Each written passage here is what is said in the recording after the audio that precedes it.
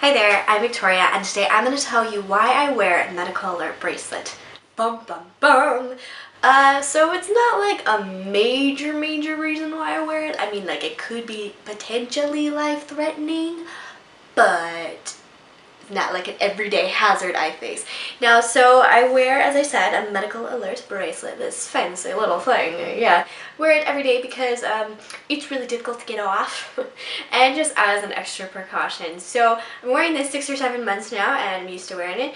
But why I wear it, you may be wondering. Are you asking yourself? You should be. So, a year and a half ago now, my brother had a football accident, and he broke his leg. I promise this is a build-up to the reason and story. Just bear with me. So he broke his leg and he was rushed into surgery. Now at the end of surgery, he had a reaction to the anesthesia. If it's not caught, it can be life-threatening. So all the doctors and nurses in the room, like, they caught it early, they were able to stop it and treat it. But yeah, it could have been a bad thing. So, you know, after surgery, you're waiting for the doctor to come out and be like, you know, it went great, they're in recovery, they're doing good. But instead, the surgeon and the person that gives the anesthesia drugs came out. They're like, so, wow, it went well, but there was a complication. And we're like, a complication? That can't be good.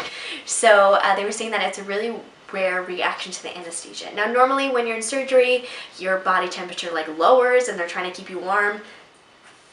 I'm going to talk in layman's terms because that's the only terms I understand and can explain it in. It's something called malignant hyperthermia. Doesn't it sound like really bad? Like, it sounds really bad, doesn't it? So it's basically just a reaction to anesthesia, or kind of like an allergy is what my friend calls it, and it's a good way to put it.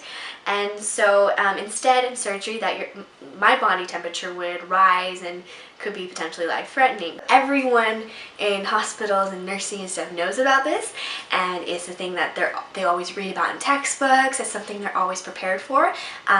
Like when we were telling people, they were like, yeah, well, he had this thing, I think it was called malignant hyperthermia. They're like, he had what? Are you serious? That, like, exists? All of our friends that were nurses, they were like, yeah, we have the cart that's there, and like, if anyone ever has a reaction, like, it's right there and we know how to use it. So it's something that people are always aware, that people in the nursing and medical fields are aware of, and they have to deal with it. So I'm glad that, I mean, if I do have to wear a medical alert bracelet, that it's not because I have something really rare and like no one knows about and stuff like that. So I wear the bracelet more as a precaution, kind of like if I'm not conscious and can tell someone before, like, being rushed into surgery. Like, of course I would tell this, you know, when before you go into surgery, they'll always ask you, like, have you ever had anesthesia? Have you ever had any, like, issues? Of anyone in your family? So that's why, and then this is when I would explain to them. And so it's not like I can't have anesthesia, so I'm screwed over with surgery. It means that I can't have, like, general anesthesia and then a couple of the others. There's a list. So I would tell them, they would see my number, they would call the number, and then they would find out the different anesthesias they can use. So I kind of really like just, like, having it on me, that it's kind of a sense of security that, like, if I were in a car accident and I'm not conscious or, like, mentally there to tell someone or, like, being rushed into surgery, I'm really glad that it's just kind of there. Being so far away from home, I'm really glad to have this bracelet, and it's just kind of an extra sense of security. So the thing is that with from what I know about malignant hyperthermia is that people come out of it, a very low percentage don't. But I'll show you a picture of just what my brother looked like after the surgery. You'll notice so many tubes and all these things. And we wouldn't have known this unless my brother had the accident and then was rushed into surgery. And what's interesting is when the anesthesiologist and the surgeon came out and talked to us, once they mentioned this, and we, like, wrote it down, we're like, what is this? And isn't what you're not supposed to do when you hear, like, medical things, you're not supposed to Google it? Well, we did, because why not? So something else they mentioned when they were talking to us was that it's genetic, and so it came from one of my parents.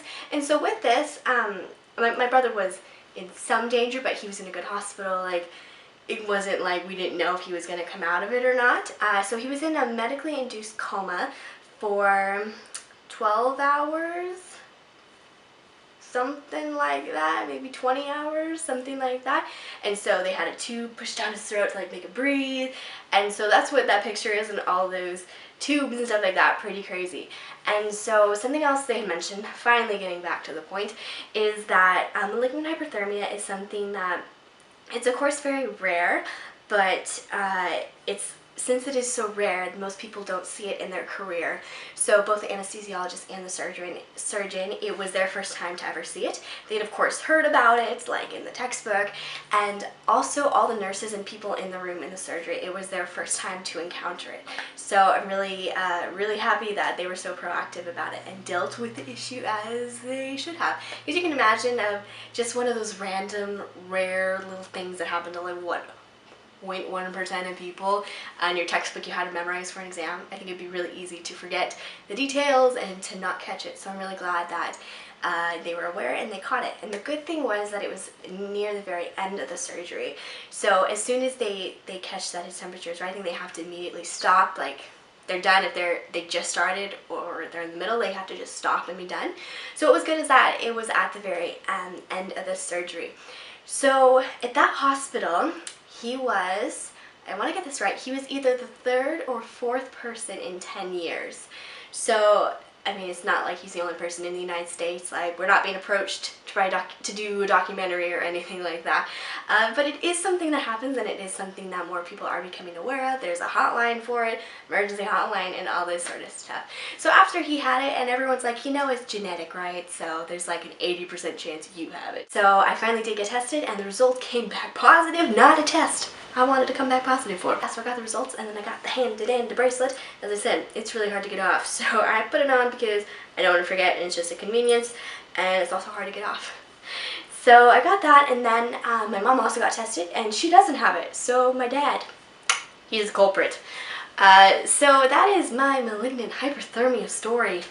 If that's a thing, I don't know.